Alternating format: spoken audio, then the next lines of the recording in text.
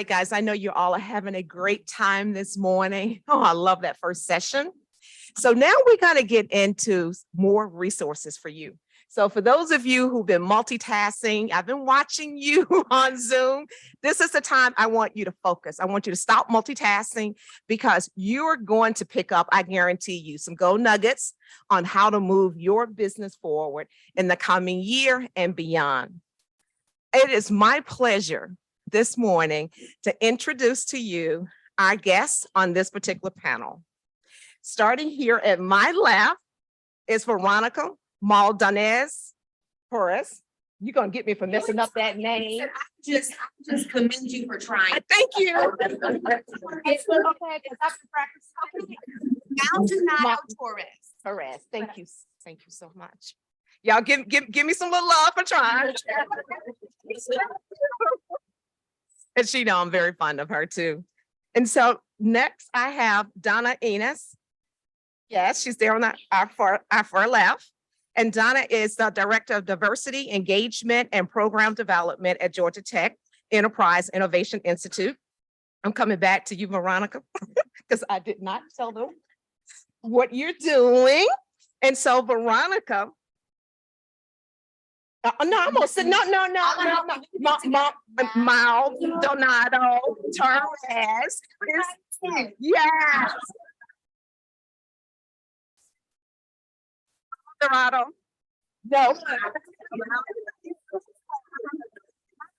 Veronica is the president and CEO of Georgia Hispanic Chamber of Commerce. That I can say. And last but definitely not least, it's Ms. Terri Denison, who is the Georgia District Director of the U.S. Small Business Administration, which we all know as the SBA here in Atlanta. Thank you, ladies, for being here and for your grace. So I would like to start off by asking each of you to just give us a quick overview of what you're doing right now from a project or an initiative that will help and support small business women.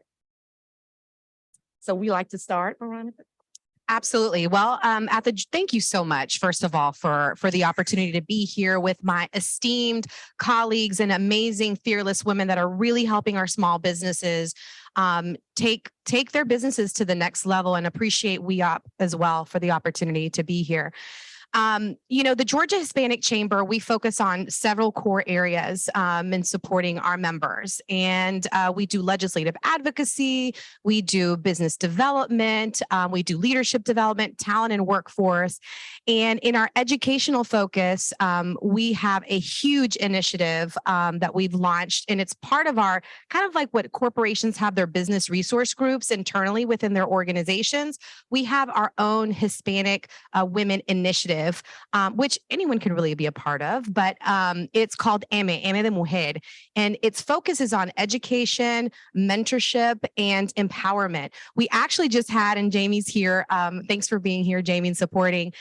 We actually had a 300-person women's business conference this past week at the John C. Maxwell Leadership Center, where we focused on bringing the ladies resources on empowerment, access to capital.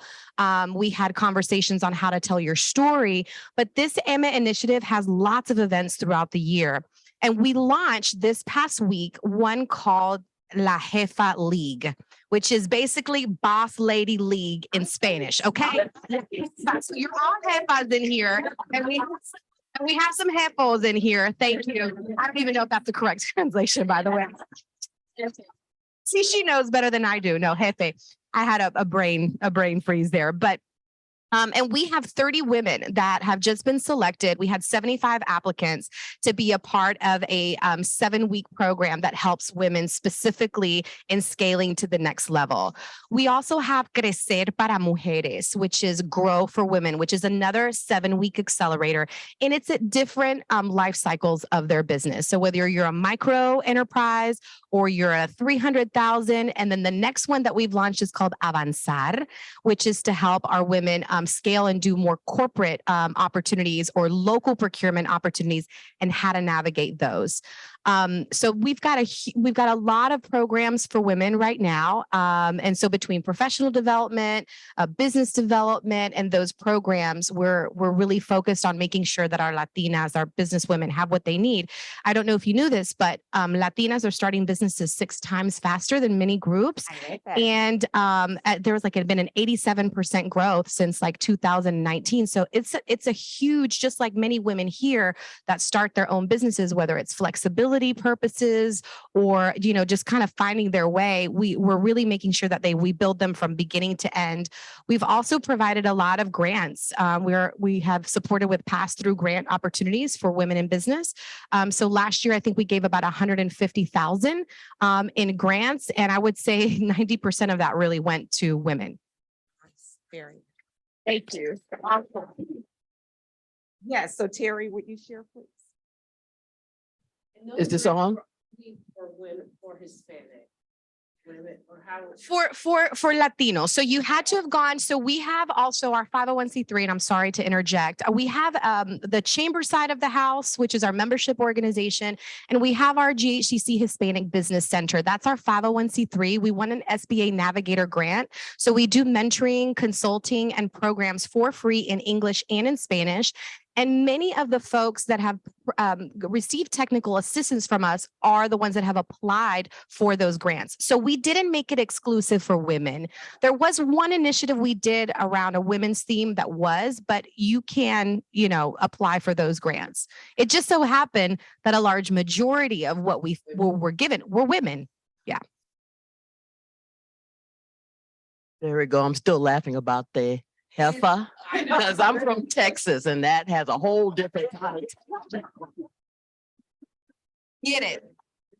And it's not particularly positive, but I know what you It's mean. funny because when we rebranded one of our programs and I said heifer, I'm like, Spanish, so please know it doesn't mean what you think it means. Well, I know.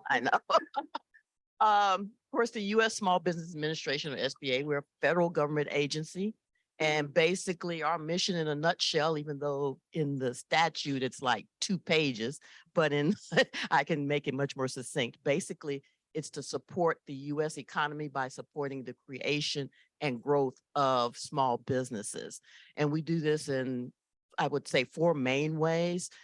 Capital access, counseling and education for small businesses, and then contracting assistance, particularly in the federal procurement market.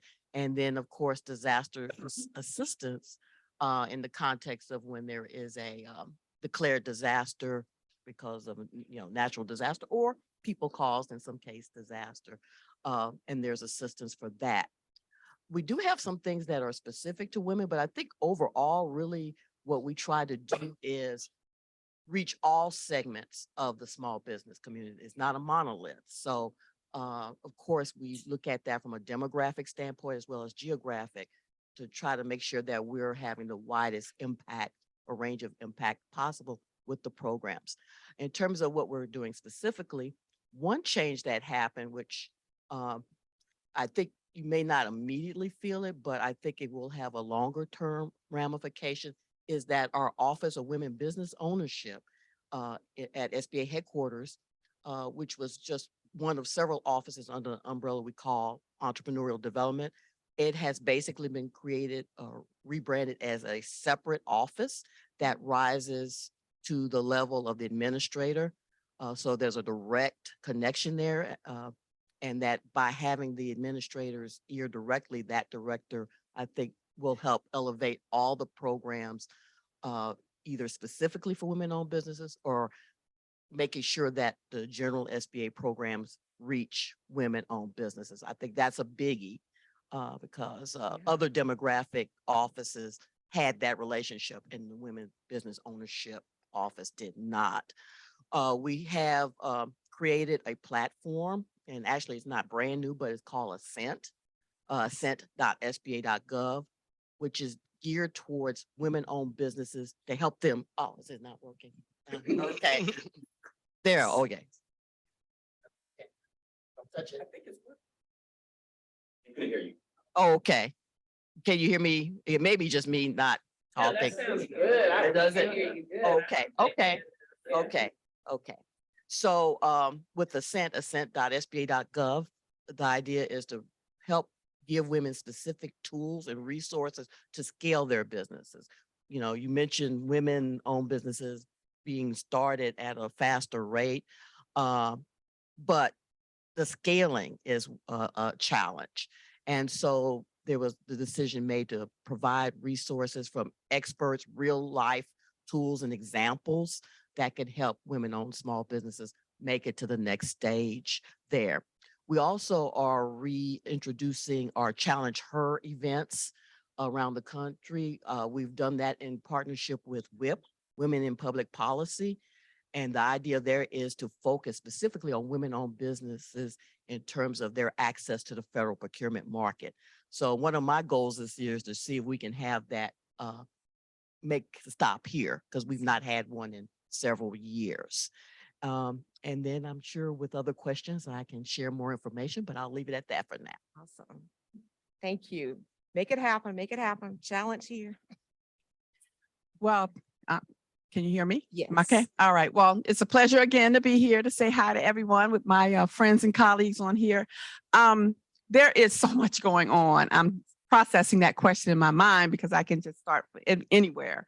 But one of the organizations I do lead, as I mentioned before, is the MBDA Business Center, the Georgia MBDA Business Center here. MBDA, the Minority Business Development Agency, is the only agency at the federal level that was established in the late 60s specifically to grow and strengthen minority-owned businesses. Having said that, one major thing that happened in 2021, MBDA had been existing under executive order since the late 60s, but it was codified or made a permanent agency with the signing of the Infrastructure Act. And with that, as Terri talked about it elevated the agency. We got an undersecretary, which is 2 levels down from the Secretary of Department of Commerce. And then now we have an undersecretary of minority business development. So if you look up the federal agencies, you know, there's an undersecretary of transportation, of health, of economics. Well, now at the federal level, there is an undersecretary for minority business development across the agencies that's there to work with all agencies around minority businesses. I think that's huge. I mean, I don't think it's huge. It is huge. It is also very historical because as the previous panel talked about being engaged, and I talked to your advocate person earlier, you know, we've been engaged with SBA along the way when they're changing legislation, when they're improving laws like the 8A program, things like that. They need your voice. We need your voices. So that's one major thing. The MBDA Business Center operates with 4 pillars. One is access to capital. One is, we say sourcing capital, not access to capital, but sourcing capital, capacity building, and we have a major pillar, which is resources and expertise. And these ladies, among others, are my resources, our resources and expertise. Everything they talk about, we connect to for the most part. We're here to help our companies. While we have our own programs, one of our major functions is to get you where you need to be. We don't want to reinvent the wheel. So that's one thing. The second thing that has happened, that's happening, that we're really excited about is that a couple of years ago, MBDA gave us a grant to, and let me just back up for a minute and say, and then MBDA, if you go to mbda.gov, they have a whole woman of color empowerment program. They funded grantees, including Operation Hope here in Atlanta, focused strictly on women of color. So I won't belabor that point. I want 2 more things that are really, really important. A couple of years ago, MBDA funded us to develop what they called an inner city innovation hub. We changed the name to the Southeast Business Growth Hub. It is a pilot project to connect the entrepreneur ecosystems in 8 southern states. So we've been working with Morehouse College and a company called Chronology. We've gone through 2 years of research and work. We have the labs. I'm not sure if you're familiar with the labs that's owned by Farrah Allen, who's helped us build out sort of like they call it Web 2 or 3. We're trying to figure out if it's going to be a metaverse or what. The point is that what we discovered in our research is that entrepreneurs are just bounced around. It's a stressful journey. It takes a lot of time of your time to find not just resources, but the right resources. So, and then to help you get on that journey, where, as Terri says, you want to scale and grow. And so our Business Growth Hub, I have Brandy Nagel here. She's the program manager for that. We're in MBDA gave us a phase 2 award to build out the technology. So we're building a community that has technology and human interaction combined. And then third, and I don't have enough time to talk about this, I'll just say we recently received an award here at Georgia Tech for the Georgia Artificial Intelligence in Manufacturing grant with the Economic Development Administration. There were over 500 applications for phase 1. We won a phase 1 for planning, 60 organizations won. And then we planned it and proposed, and we were one of 21 organizations that won a phase 2, which is over with $65 million. Awesome. And so what I want to say is I'm director there for community engagement. So my role is going to be to engage you guys in this really, really critical area, artificial intelligence. While we'll be focusing on manufacturing touches all industries, yes. Right? So I'm here I'm a tech. Where's my geek person over here? I'm not a cool geek like you are, but I hang out with a lot of them. So I look forward to talking with you about it. Awesome. Thank you all. Each of you are doing some amazing work. And I want to talk a little bit now about certifications, because that's one of the things that we hear a lot about. Women ask questions about what certification should I get? Should I get a certification at all? And what we're seeing is that people are often confused. What strategies could you offer us as it relates to how we should approach determining what certifications we should go after? And Terri, I start with you. I think, first of all, we have to think about, is this on? Can you hear me okay? Good, good. We have to look at the context that certifications exist in.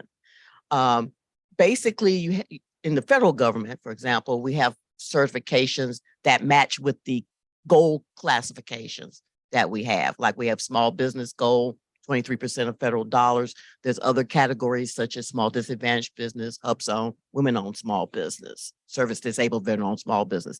Each of those have a goal, and there's a corresponding certification.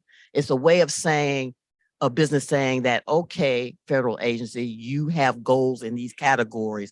I can help you because I have been certified, or in some cases I've self-certified that I meet that criteria. So that's why they exist. I think sometimes we approach it, they're approached like, I'm collecting merit badges. Yes. You know, I got to have this one, you know, the whole alphabet soup, but it's a tool. And first thing, before anyone, when someone says, I want to get 8A certification, what's the process? Whatever. First of all, just as you would in the commercial sector, do your market research, be it the federal government, be it the state government, be it local government. You know, they have specific needs for goods and services. Find out what those are and if you are supplying those. And also, is it done in a frequent enough fashion that it's worth you putting in the time and effort to set up the infrastructure to be able to interface with the government buyers? If not, then it may not be, you know, a good fit. That's a really good point. Yeah. Yes, please. I like to. So when we teach a certification workshop, it's 2 reasons, and Terri alluded to one. One is customer requirement. Is your customer asking for it? And the second one is business strategy, which you alluded to. So is it part of your strategy? And so whether it's the federal government or the private requirements for corporations like your women business enterprise or your minority business enterprise, or if it's transportation, DBE, you know, it really needs to be part of your business strategy. We have companies that come to us and I'm like, well, why are you getting certified? You know, like, why? And they typically can't answer it. Well, somebody told me I should, but you don't sell to that. So why are you doing that? So, but I just say one more thing about certifications. In addition to those business certifications, look at what is required in your industry. What are your technical industry certifications? If you're beauty, or if you're a food, or if you're doing clothing, or, or you're doing other things, manufacturing stuff, like what are the technical certifications too? Because I tell you, those will separate you from other companies when others won't, when others don't have those type of certifications. And including your people. Do your people need to be certified? Like your staff. So when you're bidding on things, if you have a, certified, I'm just listening to some of the companies that have been in here, PMP or beauty consultant who's gone through some kind of training on skincare. Those are the kinds of things that people are looking for when you're proposing for new opportunities. Gives them a sense of additional credibility and Exactly. authority in their space. The fabulous ladies have, I think, answered this question beautifully. When I take a look, and I want to talk a little bit about certification from the aspect of it being a part of your business strategy. Having worked at one of the certification organizations, part of the NMSDC network with GMSDC for many, many, many years, and then having even my own business at one point being certified, or my mother's business and for 37 years, and seeing the benefits of getting certified and leveraging certification and not using it as a merit badge. So I even think about my mother's company, for example, and I'm like, she is LSBE certified, with DeKalb County. So there's certifications at the local level. And what I would say is that there is a lot of opportunity at the local level. So before we even get to corporate or federal, there's also a lot going on at the local level. And I think the time is now when they're looking for small minority business to procure services and products, et cetera. That is a great opportunity for you to learn about what is Fulton County doing, what is DeKalb County doing, what are the other counties doing that may want to leverage and use your services. What I would say too about that is be mindful and be specific about which ones and why you're going after. So whether you start off by getting certified in your local, county, to be able to do business and bid for opportunities through their procurement systems. Understand the why. Are you a hyper localized business? Are you trying to start maybe in DeKalb or Fulton and then extend yourself somewhere else? Are you located in that area?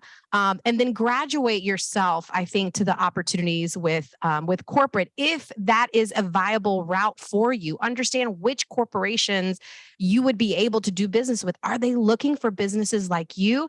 And understand that once you get certified, it is not a golden ticket. It's not Willy Wonka and you made it to hang out. And it's something that we've had a lot of conversation, because a lot of people get certified and they say, but nothing's happened. And I'm like, okay, this is you being like a stamp of approval of saying you are a certified woman-owned business. This certifies you that you are what you say you are. You then have to work that network. You have to work, if you decide to be a part of the Greater Women's Business Council or the Georgia Minority Supplier Development Council, you have to work going to those events, meeting those supplier diversity leaders, understanding how to navigate and go after some of their proposals and what are the requirements they're seeking from you. So the requirements changed based on what you need. Some of these larger organizations, they need you to have cybersecurity insurance. They need to make sure that you know who your vendors are and are they in line with the standards that they have. So just understand also your financial management, your dashboard of, if you get a contract, will you be able to fulfill? They're looking to make sure that you're not more than 20%, or they're not more than 20% of your revenue, because they don't want to put you out of business if something changes.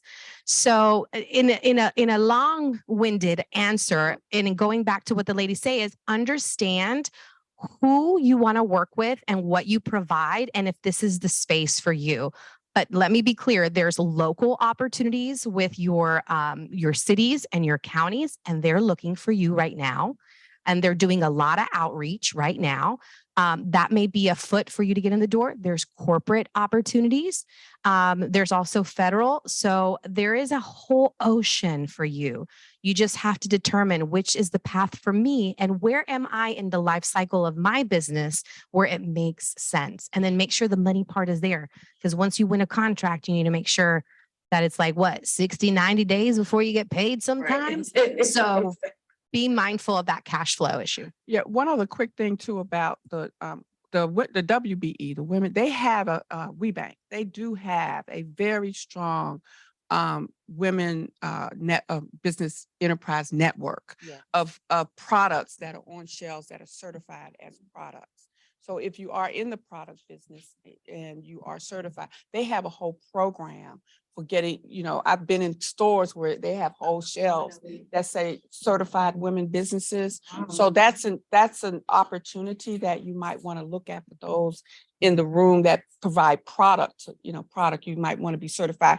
But first, again, go there and talk to Ross Lewis, is the one who heads up that, and talk about what that program is. It is a national program.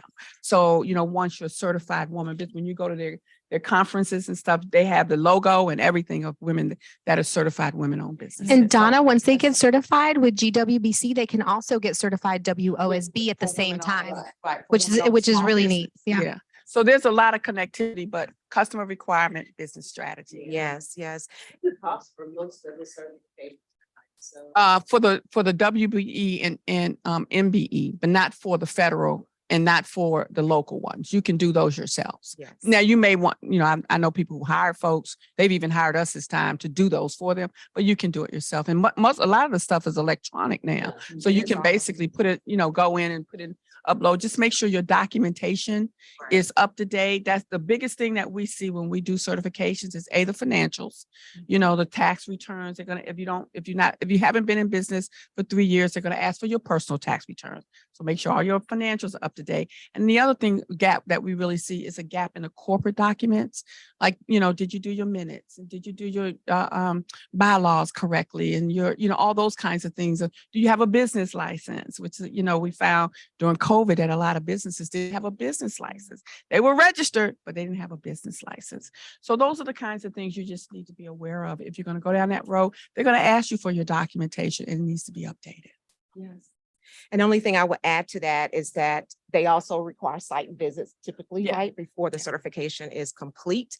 And one of the things that we know is that oftentimes when we get to that point, you're in the interviewing process, you have to be, if you're going for the women owned, you have to be 51% woman owned. And many of us, like to say, well, my husband is a part of this business as well. And we lose it in that conversation at that point. Because if you're saying that you're 50-50 in your business, then you're not going to get that certification as a woman-owned business. And then add to that, it's owned and operated and controlled. It's so they'll look at if you have a structure, your leadership structure, is it you and then all men? Or is it, like who are making the decisions? And so it's a little bit more than on paper, 51%.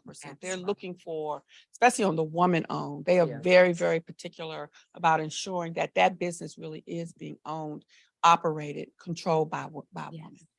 Yes. And I see your hand up. Go ahead. The SBA website took down, they posted a notification that said that they were ending the self-certification for the EDWOSB and WOSB. Yes, they did. Did Ascent take over? Did Ascent.SBA take over that? No. It's actually right now it's beta.certified.sba.gov. And actually the agency it wasn't live as of yesterday, but probably in the next couple of weeks, they're actually going to change it to WOSB.certified.sba.gov so that it's more readily apparent. They're bringing it back. Yeah. Awesome. Yes. Okay. Yeah, you did. One of the questions I have is around the WOS certification. So this is a common challenge that I've heard with women as you apply, like they're very behind.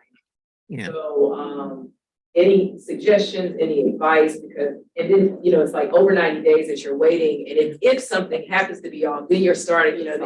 You're starting all over again. So any suggestions on that? Some of us have been in the process now for over a year. Yeah. Well, I know there's a couple things with that. More recently, the complication is with either we moved away from DUNS numbers and DNB to another, and actually that would be SAM.gov is doing it, and the whole unique entity identifier. And I know there's been some hangups with that but beyond, before that, I think a lot of times, it's making sure that all the documentation is there. And I know that our women, the office that handles WSB certification, they're really trying to streamline that process. They've actually hired some additional people. So hopefully that will help. And then also to kind of provide some tools that will, help you have everything, that you need and to know how to upload it correctly, et cetera. So they're aware of it and they are working on it. Awesome. Yes. So a lot of men are often left out of these opportunities. Hence why I invited a couple of my male counterparts. Outside of the DBE and the VOSB, and we have a veteran in the room too, what minority certifications are out there for men outside of those, or are those the only two? Well, you have the 8A Business Development Program, which in the federal contracting world, that would come under the small disadvantaged business classification, and that can be male. Hub zone, historically underutilized business zones, which is basically for businesses that are located in economically distressed areas and employ, or at least 35% of their workforce is from such areas. And that's not gender specific.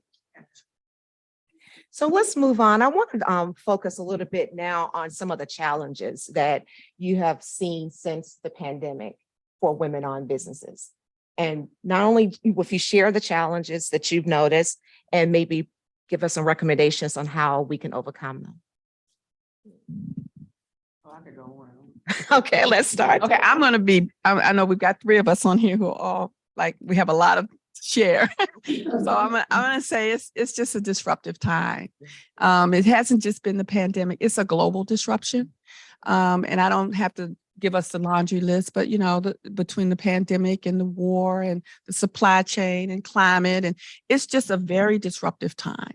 But with disruption comes tremendous opportunity, right? And so I started off today saying with the quote with Peter Drucker, that you cannot address today's problems with yesterday's thinking. And so I would say I could sit here and probably give you a laundry list of solutions and resources, and we'll do that. But for me, I think the biggest challenge I've seen is the shifting of the mind. It's the shifting of the mind. That's been my biggest challenge in this work with companies, is to shift not only the minds of you guys, but also our own minds of those of us who are helping you, And so I look around the room, I say, where are my Gen Zs? Okay, in the room. Where are they? Do we have any in the room? Nobody's raised their hand, okay? And alphas are coming along behind them fast. I mean, that's only 10 years away. So the workforce has shifted. And I was talking to one of our guys earlier. The workforce has shifted tremendously. How are you preparing your business for the workforce of the future, not the workforce of the day or yesterday, right? And so that's one of the challenges that we're looking at with our Georgia AIM program is, we're working with 8 projects across the state, the Technical System Colleges of Georgia, Spelman, the Rice Center. It just goes on and on, the list of partners that we're working with to say, how do we engage the future workforce? How do we do that? How do you do that as business owners? Because to me, that's where the solutions are. That's where they are. And so I'll stop there. I know everybody. Maybe something that will help out to what you just said. There is a book that was just launched by Tim Elmore. The name of the book is A New Kind of Diversity. It's a great book for that subject that you just touched base on. And Jamie is actually one of the coaches leading our cohorts for Crecer de Mujer. So thank you, Jamie. She leads a great group and helping them navigate their business. Thank you. To echo what the panel is saying, I represent a Fortune 100 company, and I want to let you know that it is imperative for us to try to figure out ways in which we can engage with minority and women-owned businesses, right? However, when you start your business, I think you need to be intentional about yourself and have that honest conversation with yourself about your business. Because ultimately you get one shot. We don't circle back and say, okay, we'll try again. And the reason why I say this, not just because my current company, but in another life, I was in retail. So for those products and services, say Walmart calls you today and said, I heard about your product, love to get it in our businesses. If you're not ready, it's okay to say, I am not ready to scale. It is better for you to be honest and say, maybe we can circle back in 12 months, because that shows that you are cognizant about what your limitations and or your abilities are. Be that. It's great to have dreams, but understand this. President Obama got into office not because he had huge donors on the on-front. He engaged on a community-wide with $20 donations across the country. So if you start acquiring customers in a more manageable way to grow your business where you can maintain that scale, that's better for you and it's better for the vendor. You gain your reputation and you grow as you can, not, oh my God, this is my only one shot. Does that make sense, everyone? Yes. Yes, thank you. Thank you. The only All thing I right, was gonna, Terri. the only thing I was gonna add to what Donna said, and I was in a roundtable in Augusta back in May when the administrator of SBA was doing the National Small Business Week tour. And someone said something, and I hadn't really thought of it, but it makes sense in terms of workforce. He said that, think about the military's model. They don't put out a call for, we need people who can drive tanks or shoot, with this kind of accuracy. They look for people that have the characteristics and the aptitude to learn whatever they'll need. And I was like, wow, that's pretty deep. So I think that means we'd have to start thinking of how do we train? And I mean, even at SBA, we're having to rethink that. How do we onboard people? How do we interview people? Are we, look and see, do they already have these things?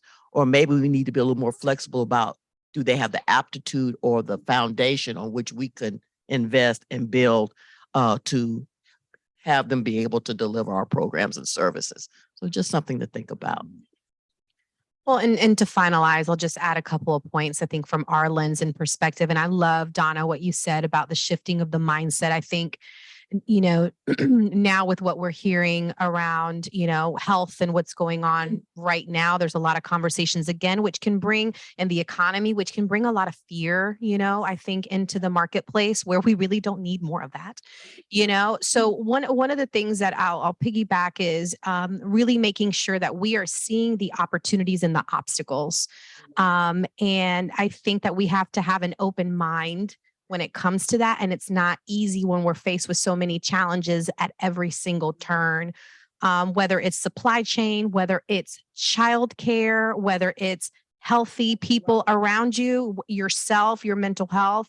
We've seen a lot of our ladies, and I'm thinking about the spectrum of who we serve, which is a very wide spectrum. We've got very large businesses and we've got micro businesses. One of the things that I'll say is the challenges from a micro business standpoint that we've seen is some ladies have launched based off of need and the flexibility, which I think has also given them a hunger to learn, to acquire that knowledge and to learn how to navigate and get access to the resources that they need. I think that's all positive because we own our own power when we step into that. The important thing I think to think about is, what are you trying to build? Are you a lifestyle business?